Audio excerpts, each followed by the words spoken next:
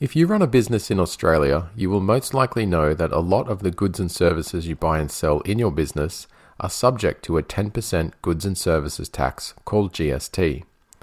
However, some products and services are not subject to 10% GST, and they will be classified as either GST free, input taxed, or BAS excluded.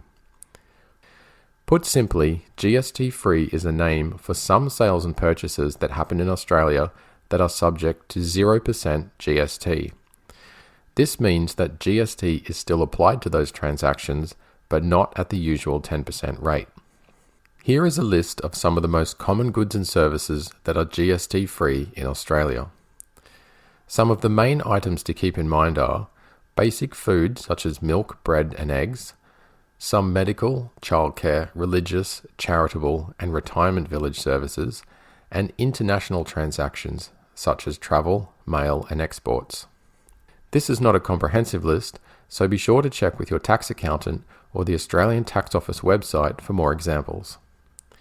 So why do you need to know if any of your business's transactions are GST free? Well, if you run a business that is registered for GST in Australia, you need to lodge activity statements. These statements help you report and pay different types of taxes, including GST. Any transactions that are GST free do need to be included in your activity statements, however they will have 0% GST on them rather than 10% GST. For example, if you make a $10,000 sale to a customer outside of Australia and your sale is regarded as a GST free export, the $10,000 sale must be included in your activity statement, however it will have 0% GST on it instead of 10%. Similarly, if you purchase supplies worth $20 that are GST free, such as international postage, the $20 purchase must be included in your activity statement, but there will be no GST to include because you did not pay any when buying the items.